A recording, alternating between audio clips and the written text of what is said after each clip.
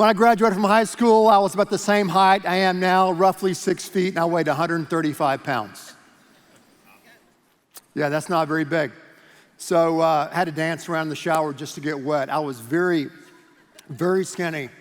And so I went to college. There was a friend of mine who played I played basketball against him on my opposing school, our rival school. And this guy was really into lifting weights. He said, why don't you come and join me in the weight room there at our school, at our college? I said, I'll go there. So I showed up, all 135 pounds of me. And this guy was strong, man. He was jacked. And so he showed me what to do. And he told me, what I needed to know about working out and why it was important. First of all, he said this: no pain, no gain, right?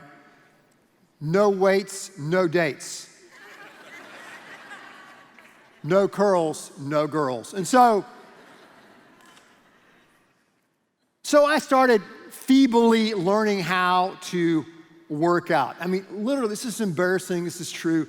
I could not bench press 100 pounds. It was brutal. What people were warming up with, I couldn't even lift once. But I remember in the weight room, you learn and see all kinds of folks in gyms and workout rooms, as we all know. Hopefully you're not one of those folks. But this one guy, I remember, was lining up to do some squats, right? And that's where you work out your legs, you put the bar over your traps, and you bend down, boom.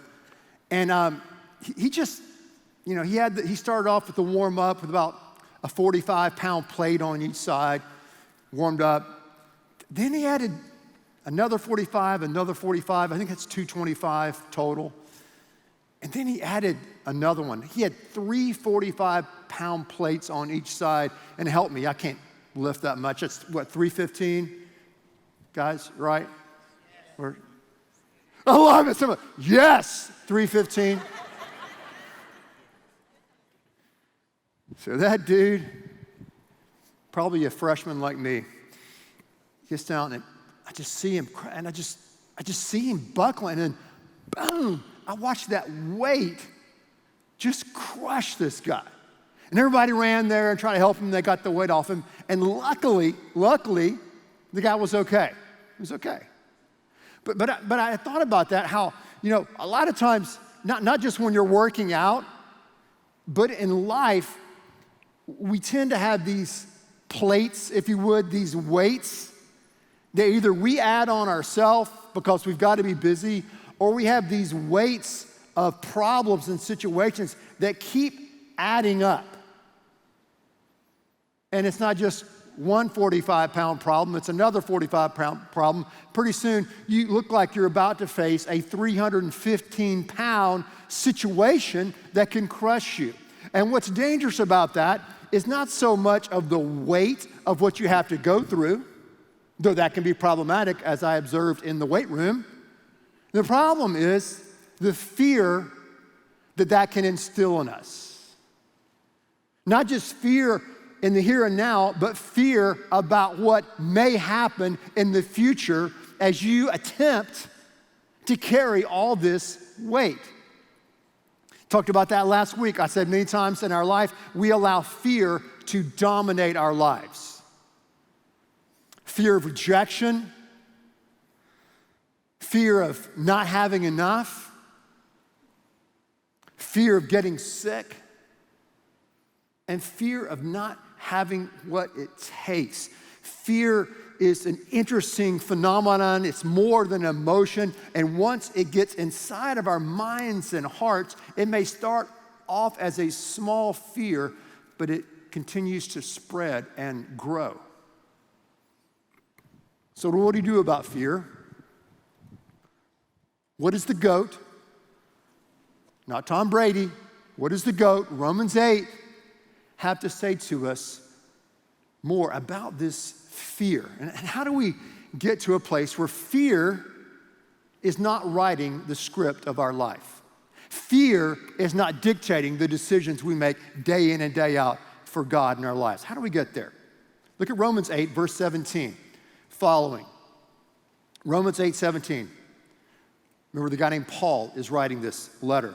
He says, now if we are children, then we are heirs. heirs of God and co-heirs with Christ, if indeed we share in his sufferings, in order that we may also share in his glory. So last week we talked about the importance of understanding the Father heart of God.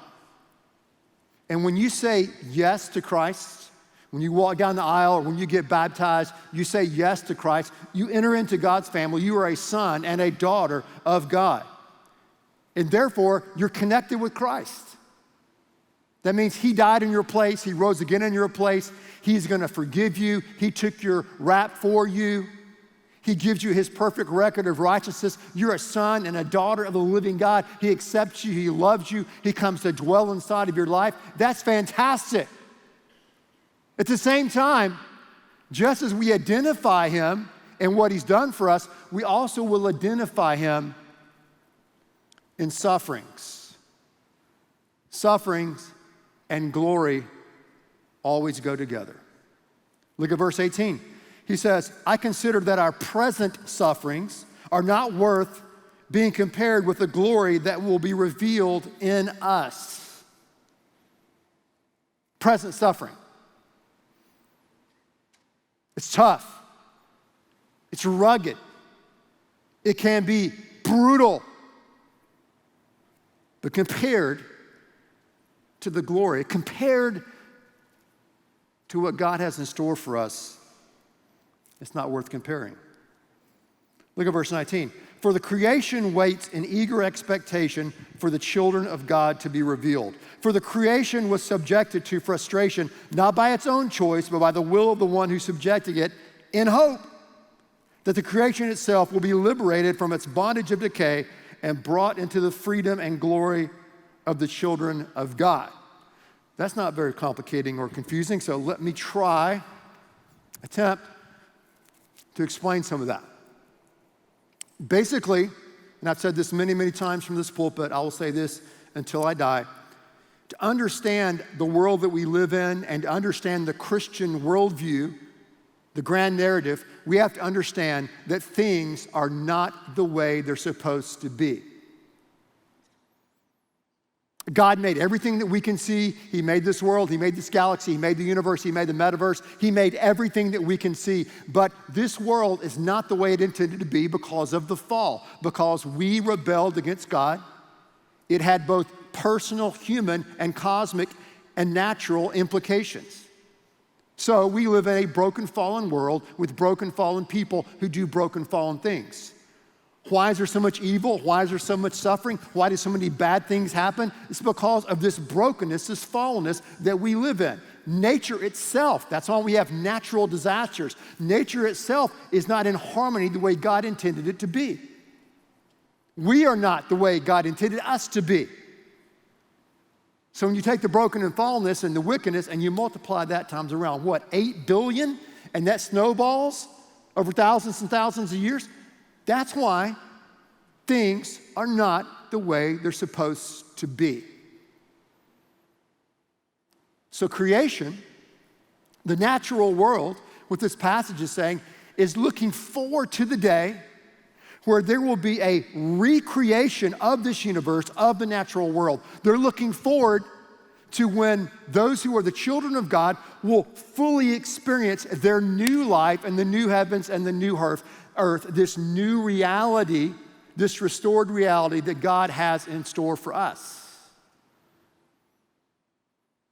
So now, at this moment in time, we live in what many theologians call the already but not yet zone. I added zone, already and not yet zone. In other words, God has already done a lot. God has already given us his word. God has already sent his son to die and rose again. God has already sent his spirit to live inside of us when we say yes to him. He's already done that. But he's not yet fully restored and fully redeemed us as individuals, as humanity. He has not yet fully redeemed and restored the natural world that we live in. But he will. So we live in the already not yet. We live in this time of present suffering. Is there beauty in our life and in this world? Absolutely. Is there goodness in our life in this world? Absolutely. Is there purpose and meaning in our life in this world? For sure. At the same time, things are not the way they're supposed to be. We will have problems, Christ promised us. We will have suffering, He promised us. We will have tribulation. So if you're going through something right now that's incredibly difficult, that's incredibly arduous, that may seem really dark, and you're trying to find your way, you are not living an abnormal life. You're living what Watchman Nee called the normal Christian life, living in the already not yet zone. In this passage, he says, our present sufferings in the now still can't be compared to the glory, the magnificence, the beauty of the future. When Christ comes again, the new heavens and new earth, we can't compare the two. In another passage, he says, the light and momentary sufferings we experience now can't even be compared. The glory and the awesomeness and the love and the peace and joy of God in the new heavens and new earth far outweigh our momentary sufferings. For some reason, this passage reminds me of the great Ronnie Coleman. Ronnie Coleman won Mr. Olympia 8 years in a row. And as he did that, he was also a police officer in the Arlington area. I don't think he ever retired, even when he was raking in millions. And Ronnie Coleman was not only incredible, bodybuilder and stuff, he was a phenomenal power lifter as well. And one time, Ronnie Coleman squatted, I think, the same thing that guy was doing in the weight room, something like 825 pounds. That's almost 1,000 pounds. It's almost a ton. And here's the picture of Ronnie right here. Check it out. That's him. So if you're wondering, if you're really bored in the middle of this message and you're counting those plates, I'll help you out. There are 9 plates on each side. Those plates weigh 45 pounds apiece. The bar is about 45 pounds or 40 pounds. So that's about 825 something pounds. Somebody can do the math later. But here's why this passage reminds me of Ronnie Coleman, okay? When Ronnie would get under that weight right there, and after he would finish lifting it or bench pressing it, he had the signature phrase of saying, lightweight. I love it. Lightweight. He would get out there and just lift this Herculean amount of weight. It was lightweight to Ronnie Coleman. It would crush 99.9% of all other human beings on planet Earth. How was that lightweight to Ronnie? How was that lightweight? Do you think he just walked into the weight room like that guy did my freshman year and go, hey, I'm going to put on 9 plates and no. He had to show up every day, day in, day out, day in, day out, day in, day out. And through days and months and years, and who knows what, work his way to a point where he could lift that amount of weight, and in his mind, it was lightweight. Lightweight. The sufferings, the tribulation, the pain that we go through, when we give it to God, not the responsibility, but we give it to God, it can become, in our life, light weight. When we know what God has in the future for us, not just tomorrow, but in the ultimate future, and we know that He has given us His Spirit now, He's given us His community, the body of Christ, to help carry our burdens with one another, it can be light weight. Look at verse 22. We know that the whole creation has been groaning as in the pains of childbirth right up to this present time. Not only so, but we ourselves who have the first fruits of the Spirit groan inwardly as we eagerly await for our adoption to sonship and redemption of our bodies. So creation is on its tiptoes, looking to the future of the new heavens and the new earth when nature will be restored.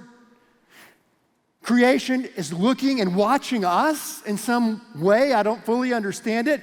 When we will receive our new bodies, when we will receive our new hearts, our new minds, our resurrected bodies, and live in this other form of existence in the new heavens and the new earth.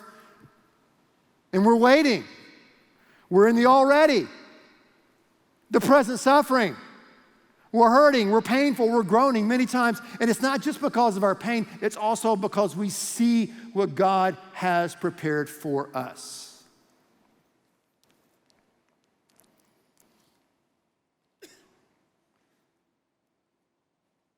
Look at verse 24. For in this hope we were saved, but hope that is seen is no hope at all. Who hopes for what you already have? But if we hope for what we do not have, we wait for it patiently. Patiently. That's a tough one, isn't it? We hope, and again, hope is not, oh, I wish, and maybe this might, I'm hopeful, I'm wishful. No, hope in God's context is an absolute certainty that God's going to do what he said he's going to do in the future. And our hope is tethered to what God's done in the past, he's already done, and what he's doing in our life right now by his Spirit. The Spirit is a first fruits. Like when you're planting and you have the first fruits, which is a harbinger or a forerunner that you're going to have a harvest. God's Spirit inside of our life, the power, the forgiveness, the love that he gives us is a first fruit, a down payment of what he'll do in the new heavens and the new earth when we receive our brand new, if you would, resurrected bodies. The problem is, it occurs so many times, is that when we're living in this already part, the in-between, where we're living in the present sufferings, we allow fear to either weight us down or, to use another analogy, to spread like fire. You know, fire is interesting. Fire starts many times with just a little spark. A match. Someone carelessly throws down a cigarette. It starts a little bit of fire, and then the fire spreads. And it can destroy a home. It can destroy a building. It can destroy a countryside, a forest. I mean, fire is incredibly destructive, but it starts really small and grows. Fear's the same way. A fear of rejection, a fear of not being loved, a fear of whatever. And that fear, when we don't deal with it, can spread and spread until that fear is controlling so many areas of our life because we didn't deal with it when it was simply a small spark or a little fire.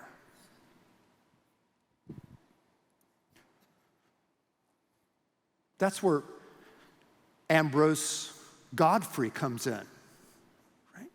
You know Ambrose Godfrey, don't you? He's a household name, right? A British guy who lived in the 1700s. Ambrose invented something called the fire extinguisher. Yeah, the fire extinguisher. It's now code in every building, most homes. Everybody has to have a fire extinguisher, thanks to old Ambrose. And you know, when you see, Houston Fire Department tackle a big fire at an apartment or a house or a building, they don't all have these fire extinguishers. It's just not gonna do it, right? No, a fire extinguisher is for a small fire, to control it, to put it out, to contain it so it doesn't spread. So what we need, in the meantime, in the in-between time, as we're in this time of present suffering, what we need is a fear extinguisher. We need a fear extinguisher. Look what Paul says in 2 Corinthians 4. It's a parallel passage. He talks about this fear extinguisher. He says, therefore, do not lose heart. Don't lose heart. Don't give up. Don't quit. Stay in the fight. Stay on the path. Don't lose heart. Though outwardly we're wasting away, inwardly we're being renewed day by day. For our light and momentary troubles, lightweight, are achieving for us an eternal glory that far outweighs them all. So what do? We fix our eyes not on what is seen, but what is unseen. And since what is seen is temporary and what is unseen is eternal. That's what is unseen made what is seen. The unseen controls what is seen. The unseen can empower what is seen. The unseen loves what is seen. The unseen redeems what is seen. The unseen is more real than what is seen because the unseen is the creator, the designer, the sustainer, the architect of what is seen. So we fix our eyes on what is unseen. We fix our eyes on the source of life. We fix our eyes on the fear extinguisher, which is the gospel and God in Christ Jesus. He is our fear extinguisher. Because we need to take the fears in our life and take His word, take prayer, take worship and community, the church, the body of Christ, and help us to extinguish these fears in our life so that we can more effectively follow Him that is unseen.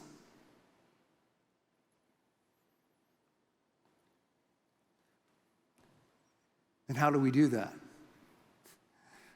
We do that day by day by day. Today is Sunday. We get up Sunday morning. We lay out our life, our problems, our schedule, our plans, our pains, and we lay them at His feet. We name our fears and we say, God, by your Spirit, by Christ, by the gospel, extinguish these fears in my life. I turn them over to you. I yield them to you. I surrender them to you. That's Sunday. And then Monday, we do the same thing. And then Tuesday, we do the same thing. And then Wednesday, we do the same thing. We do this day by day by day by day by day. And as we do that, by His Spirit, by His grace, when we're laying down our lives and our brokenness and our weakness, He is making us strong. He's making us strong. And He will begin to extinguish the fears in our life.